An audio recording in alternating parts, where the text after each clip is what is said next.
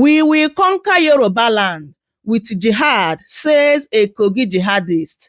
My people, the establishment of Sharia law in Yoruba land is causing wahala. Like the direction in which this thing is leading, nobody knows. So the article read, it is time we start preaching jihad in Yoruba land.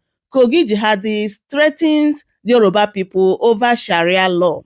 A recent online discussion has raised concern among the Yoruba community as an Okun man who identified himself as a non-Yoruba made a threatening statement towards Yoruba people.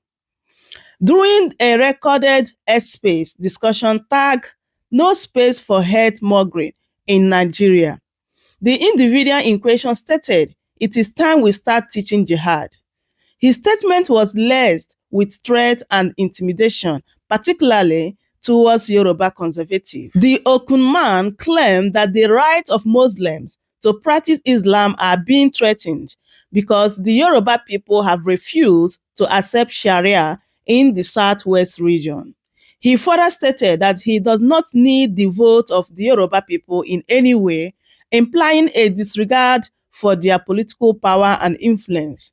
His comments have been widely condemned as hate speech and a threat to the peaceful coexistence of people from different ethnic and religious backgrounds in Nigeria.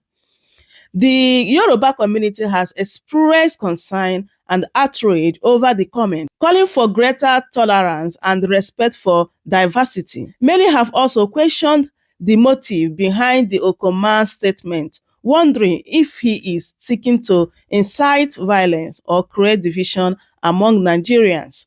So, my people, just take a listen and hear this for yourself, what this man said in this particular X-Space discussion. Peace and progress. I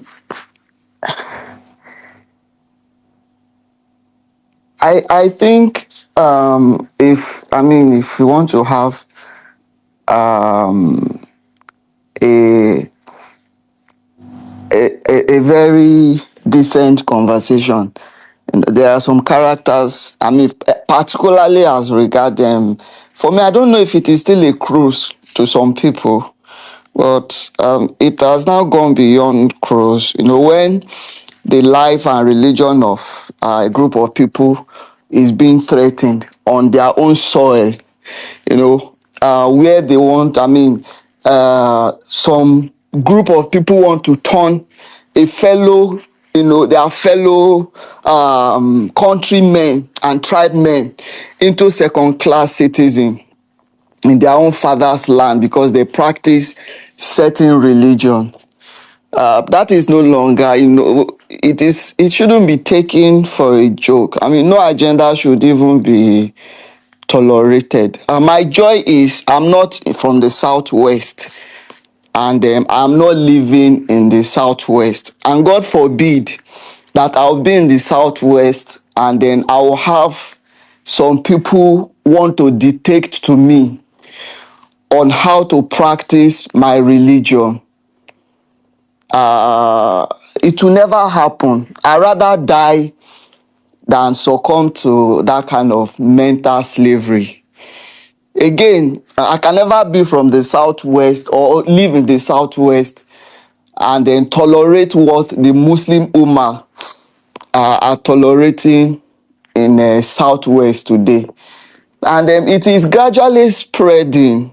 You could see what they are doing to the Sultan of Sokoto, the president of the NSCIA, where you have a bunch of vagabonds, and you have a bunch of subliterate, untrained, uncircumcised Yoruba nation terrorists and their uchens, unleashing all sorts of unprintable names on the person and office of the Sultan simply because he is playing his role as the leader of the Muslim Ummah in Nigeria.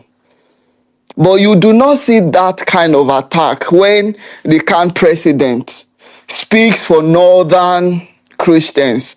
You will never see any northerner come and question what is the what why the current president is meddling in the affairs of Hausa Christians, Fulani Christians, Kanuri Christians, Kakanda Christians, and so on and so forth. And so when you now have a particular tribe, and I keep saying it, Yoruba tribe fell so horribly. I don't know where we got it wrong, but it is, I am ashamed that I even have, traces of Yoruba heritage.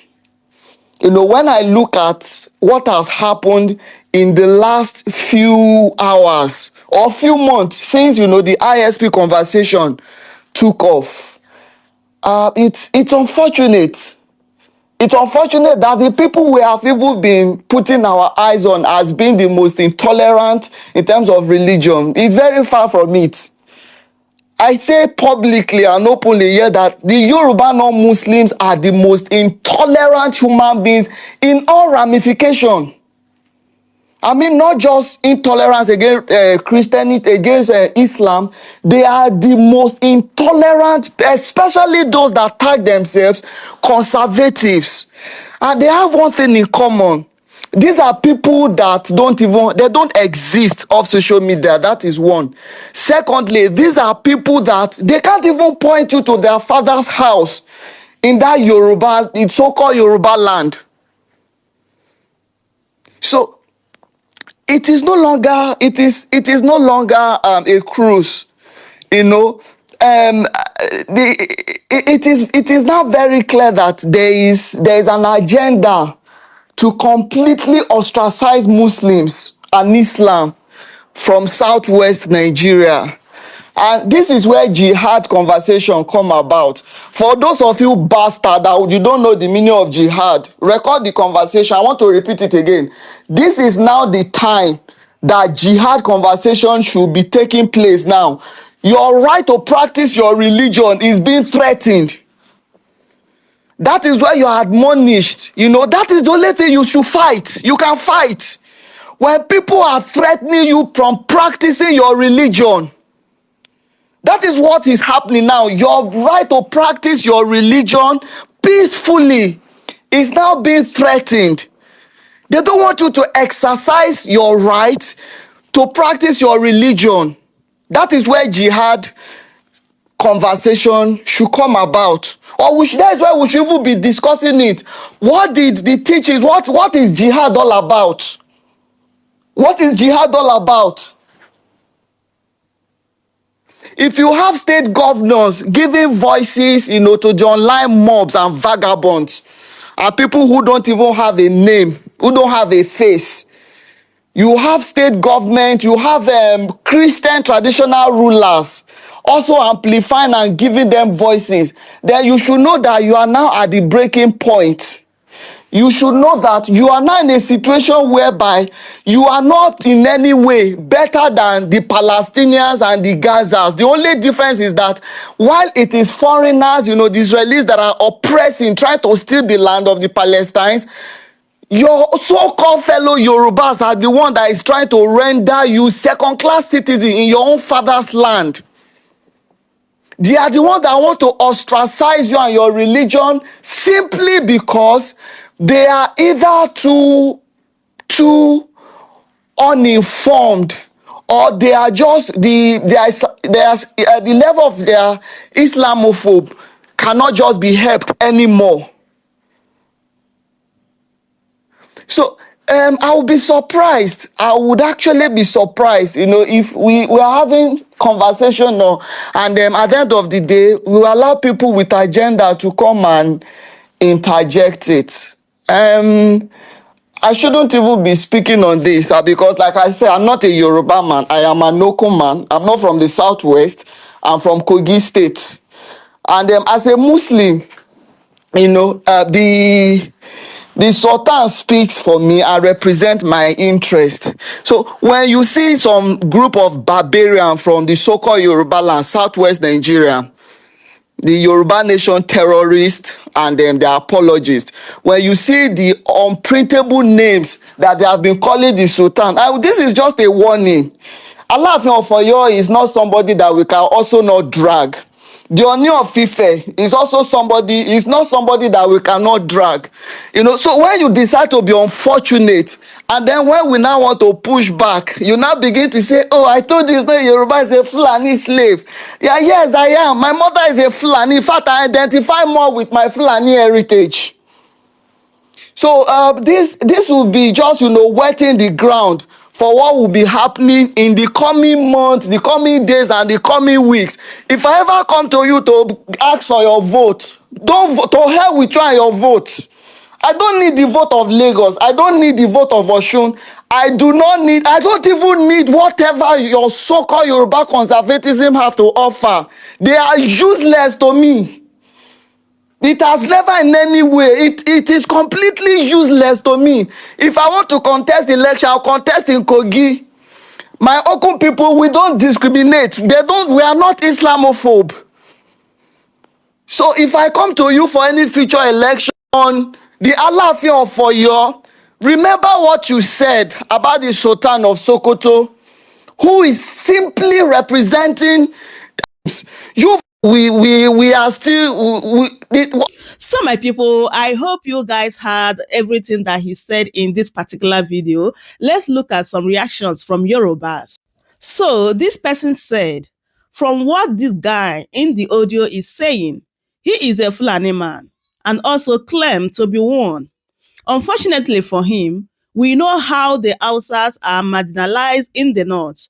They are being reduced and relegated as much as they are not able to attain leadership positions in the state. How were the Hausas conquered? Who conquered them? Osama Danfodio and his descendants conquered them through jihad, which happens to be Islam. This is what we are dealing with in 2025. Just as in the days of old, today light cannot conquer darkness. Jihadists cannot conquer Yorubaland. And this time, as always, we are well equipped to defend our lands and go on the offensive until all the perpetrators are completely crushed, and this we will do. Our forefathers defended and protected our race. This we are able to do today, tomorrow, and in the future. So this is what this person said, my people. And this person said, you can feel the frustration in his voice. As an outcast, mother this tribe, father this tribe, wife that other tribe, children that are other tribe. He doesn't know which tribe he is. Muslims and Christians doesn't have any land in Yoruba land because it is tribe before religion. So a lot of reactions from Yoruba. So my people, I don't know what you think. As I bring this latest update concerning establishment of Sharia law court in Yoruba land. Please leave your thoughts in the comment section and don't forget to subscribe if today is your first time here. Share the video and give this video a thumbs up as well. Thank you everyone for watching. I will see you guys in my next update. Goodbye for now. Welcome to Sharia.